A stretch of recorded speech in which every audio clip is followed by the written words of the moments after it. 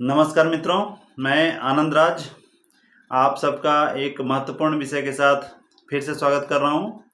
आज हम लोग चर्चा करेंगे कि इंटर डिवीज़न ट्रांसफ़र कैसे होता है रेलवे में, कौन से कर्मचारी इसके लिए एलिजिबल हैं, जो इंटर डिवीज़न ट्रांसफ़र होता है इसके लिए समय सीमा क्या है, कितने साल के बाद कर्मचारी आवेदन कर सकते हैं, उनकी प्रायोरिटी कैसे फिक्स की जाती है, उनका ट्रांसफ़र के बाद उनके बेसिक पे क्या फ़र्क पड़ता है, कर्मचारी आवेदन कैसे करें, इन सारे विषय पे आज हम लोग चर्चा करने वाले हैं।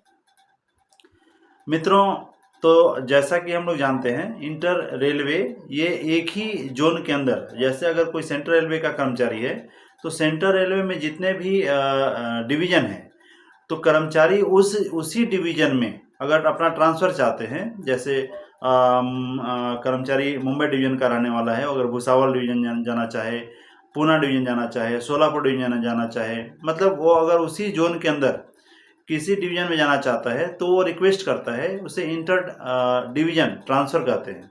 इसमें कर्मचारी का जोन चेंज नहीं होता है, जोन वही रहता है, डिवीज़न चेंज हो जाता है। और इसके लिए रेलवे बोर्ड जो है वो जो समय सीमा है उसको समाप्त कर दिया है। मतलब पहले था कि कोई भी कर्मचारी वो 5 साल के बाद ही इंटर डिवीज़न का भी फॉर्म भर सकता था। अभी भी ये जो क्राइटेरिया है इंटर रेलवे में अभी भी लागू है कि कोई भी कर्मचारी अगर 5 साल के सर्विस के बाद ही इंटर जोन का ट्रांसफ़र चाह सकता है, भर सकता है अपना फॉर्म। लेकिन इंटर डिवीज़न के लिए ये समय सीमा नहीं है। अगर कोई भी कर्मचारी अगर रेलवे में ज्वाइन करता है तो वो तुरंत फॉर्म भर सकता है इंटर डिवीज़न का फॉर्म भर सकता है। वो कर्मचारी जो है अपना HRMS के माध्यम से फॉर्म भरेगा और फिर उस पर आगे कार्रवाई की जाएगी। और उसके बाद होता है कि इसमें प्राथमिकता कैसे सेट की जाती है। तो जो इंटर डिवीज़न का जो फॉर्म है उसमें जो 3-4 क्राइटेरिया है उसको अलग रखा गया है। जैसे अगर कर्मचारी जो है वो अगर खुद स्पेशल कैटेगरी में आता है, मतलब दिव्यांग है, तो वो कर्मचारी जो अपना अगर फॉर्म भरता है तो उसको हम लोग प्रायोरिटी पे उसका जो है प्रायोरिटी वो अलग फिक्स किया जाता है और उसको अलग प्रायोरिटी दी जाती है, उसको प्रायोरिटी पे उसका ट्रांसफ़र किया जाता है। दूसरा है कि कर्मचारी के जो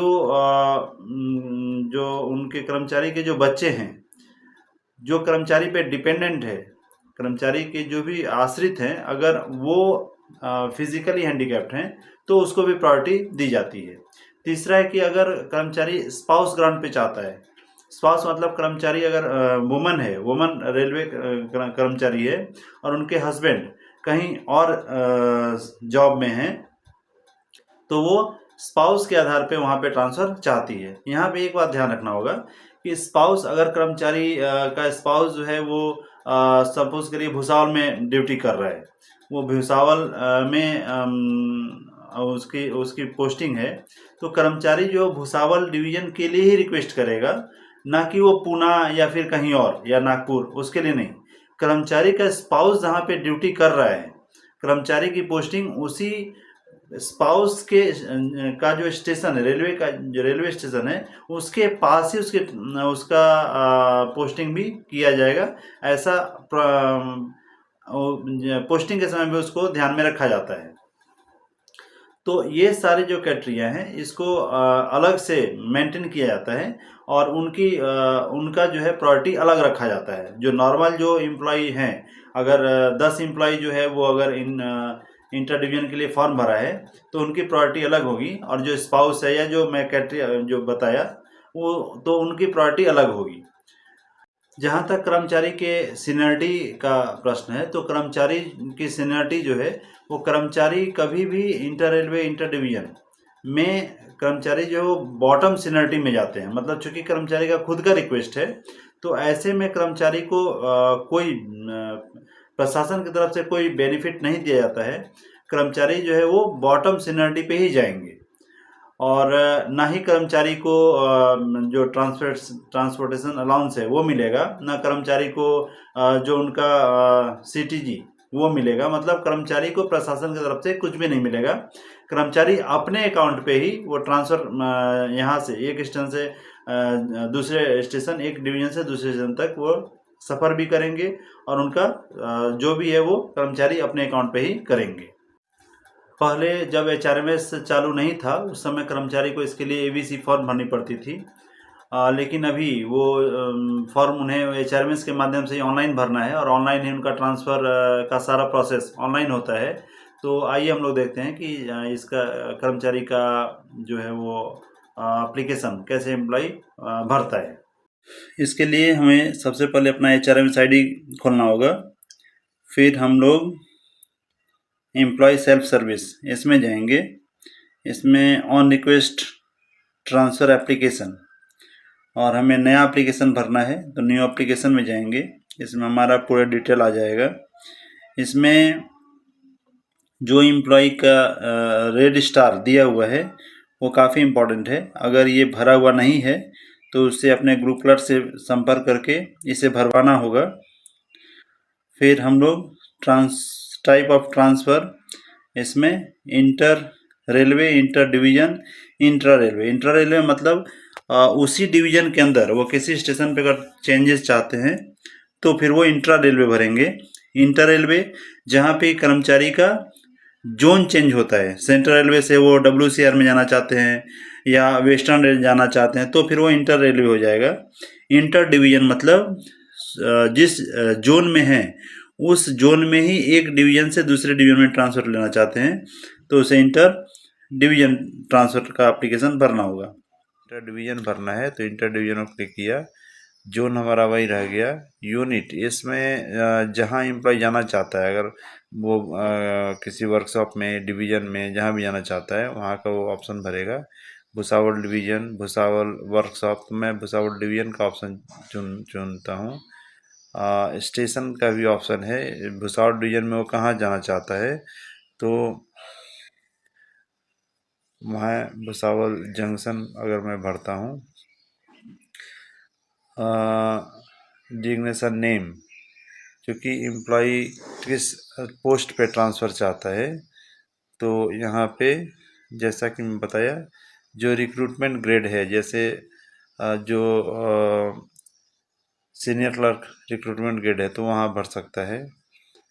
इसी तरह से एम्प्लॉय जो पूरा डिटेल भरेगा, अपना एम्प्लॉय फ़ोटोज़, अपना सिग्नेचर, जो भी है सारा कुछ अपलोड करते हुए वो जो डिक्लेरेशन है उसे उस पर एग्री होगा और फिर अपने एचआरएमएस जो सुपरवाइज़र उनका डाल करके रिमार्क डालते हुए कि वो एप्लीकेशन क्यों भरना चाह रहा है, इंटर डिवीज़न अथवा इंटर रेलवे क्यों जाना चाह रहा है, उसे वो सबमिट कर देगा।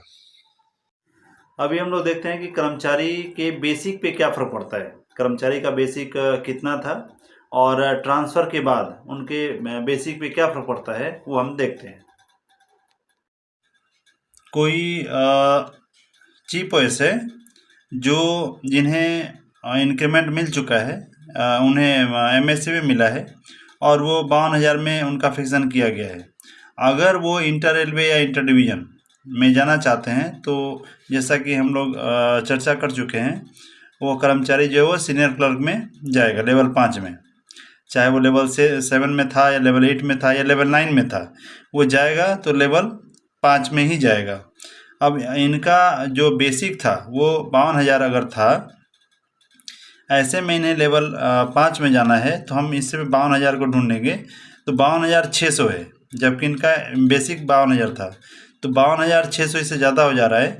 तो इसके पहले 51,100 ये इनका फिक्सन किया जाएगा 51,100 पे, प्लस 900 रुपये जो इनका 52,000 में माइनस करने के बाद बचा, तो 51,100 प्लस 900 ये उनका फिक्सन किया जाएगा और ये 900 उन्हें पूरे साल दिया जाएगा। और जब उनका अगला इंक्रीमेंट मिलता है और 52,600 तो उनमें ये जो 900 रुपये एक्स्ट्रा जा रहा था वो इसमें एडजस्ट हो जाएगा, तो उनका जो बेसिक हो जाएगा वो 52,600 हो जाएगा और इस प्रकार इनको आगे का इंक्रीमेंट मिलता चला जाएगा। यहाँ पे मैं देख रहा हूँ कि एम्प्लॉय को बेसिकली मतलब फाइनेंशियली लॉस नहीं है। जो उनका बेसिक था 52,000 वो पेमेंट तो उन्हें वही मिलेगा, लेकिन उनका जो लेवल था, लेवल जो उन पे लेवल वो 7 में थे या 8 में थे या 9 में थे, तो उनका लेवल चेंज हो जाएगा, अभी लेवल 5 में हो जाएंगे। और उनका जो सीनियरिटी है, सीनियरिटी में उनका जो जूनियर मोस्ट सबसे नीचे, मतलब जो भी लेवल 5 में एम्प्लॉय थे उनमें सबसे नीचे उनकी सीनियरिटी आ जाएगी, और पेमेंट पे ज़्यादा फर्क नहीं पड़ेगा। इंटर रेलवे और इंटर डिवीजन में एम्प्लॉय जो है वो डायरेक्ट रिक्रूटमेंट कोटा के अगेंस्ट ही उनका ट्रांसफ़र होता है। और इसमें इस बात को ध्यान में रखना पड़ेगा कि एम्प्लॉय का ट्रांसफ़र तभी होगा जब एम्प्लॉय मिनिमम क्वालिफिकेशन को पूरा कर रहे हैं।